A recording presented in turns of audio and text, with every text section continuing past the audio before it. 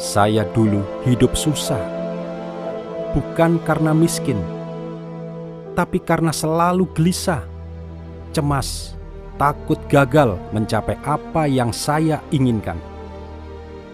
Kalau toh saya berhasil mendapatkannya, saya selalu didera rasa takut kehilangan. Dan jika benar-benar hilang, saya pasti sedih. Hingga suatu hari, saya sadar bahwa segala sesuatu pasti akan berubah, rusak, pergi atau hilang. Itu pasti. Karena kita bukan pemilik atau penguasa sejati kehidupan ini. Maka, bisa apa lagi selain berserah diri kepadanya? Berjuang untuk mendapatkan atau mempertahankan sesuatu adalah boleh-boleh saja. Namun, alangkah indahnya bila setiap langkah kita senantiasa dalam dekapan kesadaran berserah diri kepadanya.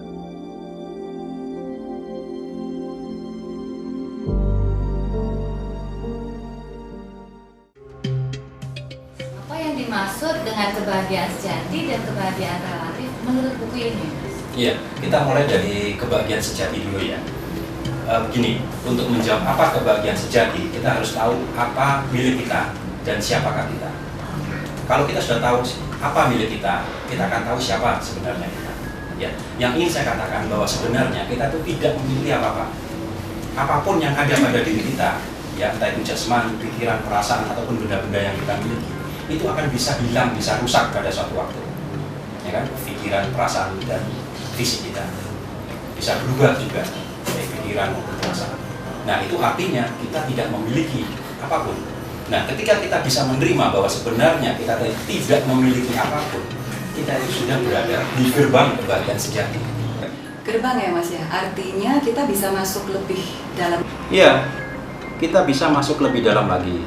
Kalau tadi kita akan menerima bahwa sebenarnya kita tidak punya apa-apa. Nah, untuk bisa masuk lebih dalam lagi, ya kita kalau bisa menemukan, loh kalau kita tidak punya apa-apa, lalu semua ini punya siapa? Ya kan? Nah, mari kita menyelidiki. Kalau misalnya kita berkenan, siapa sebenarnya pemilik sejati dari semuanya ini? Nah, menurut saya itulah yang Maha Kuasa. Ketika kita bisa menemukan yang Maha Kuasa, menemukan eksistensi dan menerima adanya yang Maha Kuasa, itulah kita berada di kebahagiaan sejati. Memang dalam hal ini kita bisa saja seperti Stephen Hawking ya, yang mempelajari alam semesta lalu berkesimpulan bahwa Tuhan itu tidak ada dan tidak perlu ada.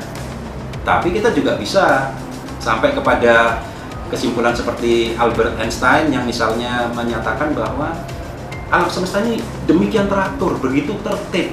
Sampai beliau pernah menyatakan bahwa Tuhan itu tidak bermain dadu.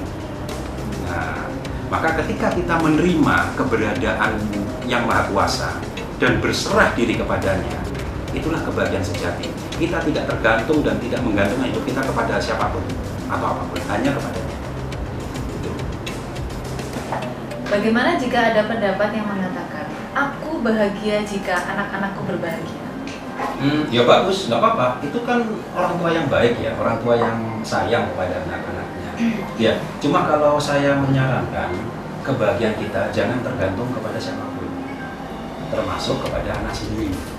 Seandainya anak kita menderita, apakah kita juga mau ikut menderita? Loh, masa kita nggak peduli pada penderitaan orang lain, apalagi pada penderitaan anak sendiri? Kesannya kok kita nggak punya rasa kepekaan sosial ya Mas?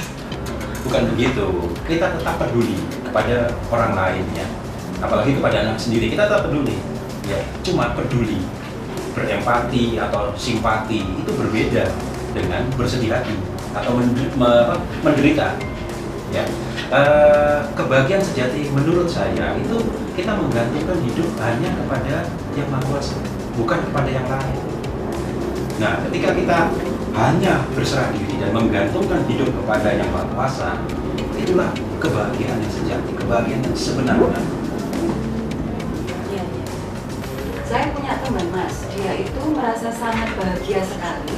Begitu mendengarkan musik, dia bisa mendengarkan musik itu sambil joget-joget gitu. Ya. Tapi coba begini ya, saran saya ya. Mendengarkan musik sambil berjoget, ya, itu berbeda rasanya dengan berserah diri. Coba rasakan. Ketika kita berserah diri, itu rasanya akan berbeda. Kebahagiaannya yang kita rasakan itu akan berbeda rasanya dengan hanya sekedar mendengarkan musik sambil berjoget. Menurut saya begitu. Nah, selain itu ya, mendengarkan musik sambil berjoget dan berserah diri kepada Yang Maha Kuasa itu akan berbeda rasanya juga dengan mendengarkan musik sambil berjoget saja. Lalu sebenarnya kebahagiaan sejati yang di sini itu yang dimaksud seperti apa ya? Nah, jika bicara soal rasa, kebahagiaan sejati yang saya maksud di sini adalah keheningan nan tentram. Jadi bukan kebahagiaan yang meledak-ledak, euforia, gembira berlebihan hingga lupa segala-galanya. Misalnya seperti lupa diri, menjadi lengah, hilang kewaspadaan hingga sampai menjadi celaka.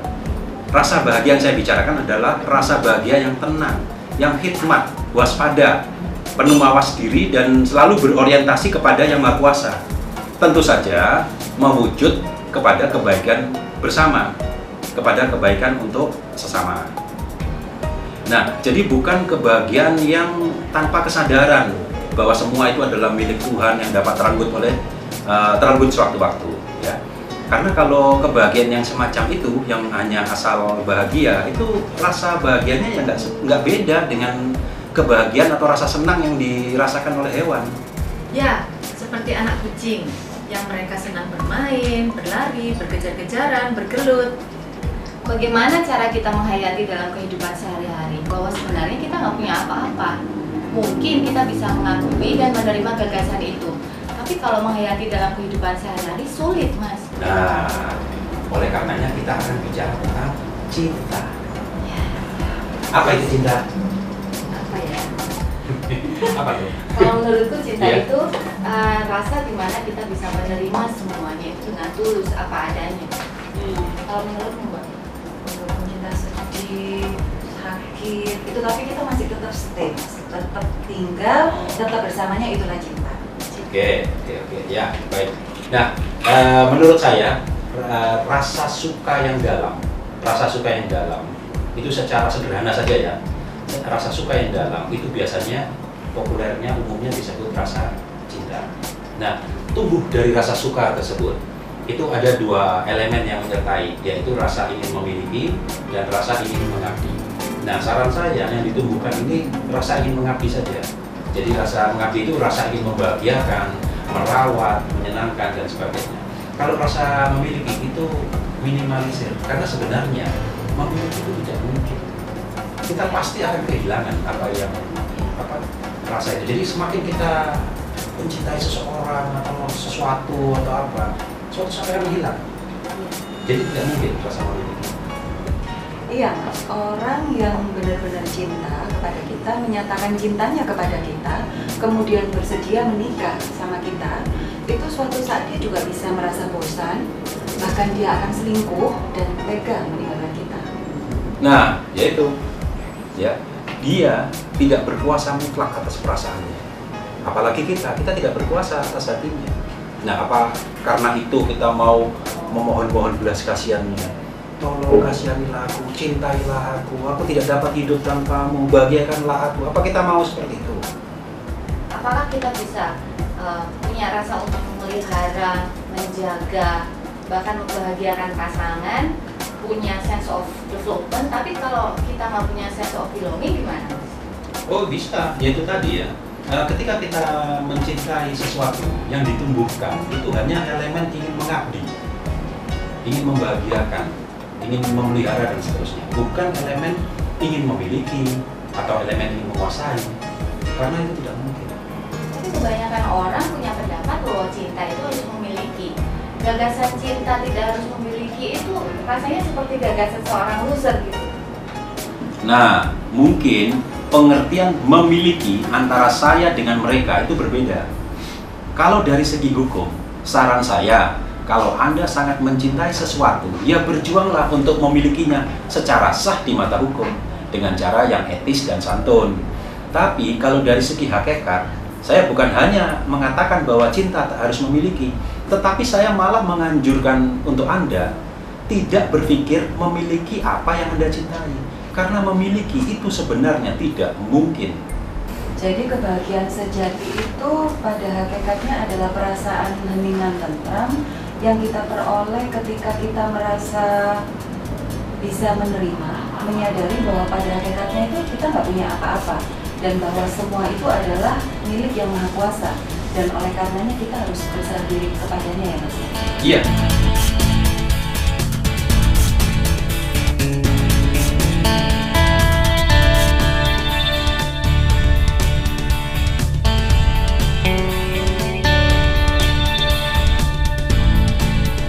Bagaimana mengetahui bahwa kita benar-benar telah berserah diri kepadanya?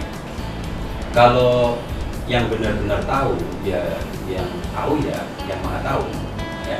Tapi ada indikasi kalau kita itu berserah diri seperti apa. Misalnya begini, orang yang berserah diri akan cenderung hidupnya itu merasa aman, damai, tentram, ada rasa serba indah, serba kecukupan, serba mudah, dan dia akan menjadi pribadi yang ramah, pemurah, dan santun, penuh belas kasih kepada sesama. Terus kalau kebahagiaan relatif itu apa?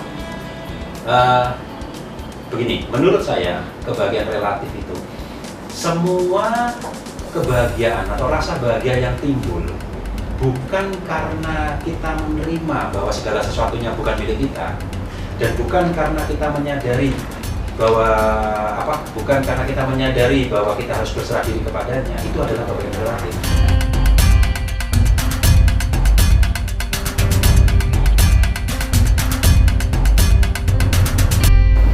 Bisa beri gambaran lebih jelas? Contoh, juga kaitannya dengan kebahagiaan sejati. Kebahagiaan relatif adalah perasaan bahagia yang timbul yang berkaitan erat dengan aktivitas duniawi kita, baik itu berupa perolehan, pencapaian, maupun keberhasilan mempertahankan sesuatu. Maka dibutuhkan kebahagiaan sejati sebagai basicnya. Tanpa berpijak pada kebahagiaan sejati, kebahagiaan relatif itu menjadi benar-benar semu, tak terlalu bermakna, amat rentan untuk hilang, bahkan kelak dapat mengecewakan dan mudah terlupakan. Namun bila berpijak kepada kebahagiaan sejati, maka akan terasa jauh lebih indah dan lebih bermakna. Anda menang dalam suatu kompetisi, Anda sukses, ya. Anda berhasil mencapai apa yang Anda perjuangkan. Semua orang memuja Anda sebagai sosok luar biasa yang berprestasi. Sanjungan, pujian, datang silih berganti tiada henti. Namun suatu hari ada orang lain yang mampu mengungguli Anda. Nah, pujian dan penghormatan berpindah ke orang lain tersebut. Anda hanya menjadi kenangan dan perlahan mulai terlupakan. Bisakah Anda menerimanya? Tetapi karena kita hidup di dunia bersama banyak orang dengan kepentingan banyak dan harapan yang ada juga, maka sulit memungkiri bahwa selalu ada persoalan, cobaan, atau godaan yang silih berganti. Kadang kita tidak melakukan apa-apa aja ya, itu pun masalah akan datang. Apalagi kalau kita sibuk bersosialisasi, bekerja, bergaul, berhubungan dengan banyak orang, pasti kita mempunyai atau menjumpai banyak masalah, dan itu mengganggu loh Mas. Iya. Oke, berarti memang sebetulnya kita ini bisa memilih, ya, mau hidup pasif hanya sekedar berserah diri saja, atau kita secara sengaja mau terlibat aktif dalam kehidupan duniawi kita, ya, dengan sambil memunculkan rasa bahagia begitu yang sengaja kita ciptakan, ya begitu maksudnya. Iya. Ya, oke. Ada satu metode di mana kita dapat secara sengaja memunculkan rasa bahagia, ya. Tapi walaupun yang dimunculkan ini saya sebutnya sebagai kebahagiaan relatif, tapi bila disokong oleh kebahagiaan sejati, maka akan kokohlah kebahagiaan yang akan kita rasakan. Nah, metode ini yang secara sengaja memunculkan rasa bahagia itu saya menyebutnya sebagai strategi proaktif dinamis. Nah, tapi sebelum itu saya ingin mengajak Anda untuk mengamati tentang emosi-emosi kita. Oke. Ya. Ya, oke.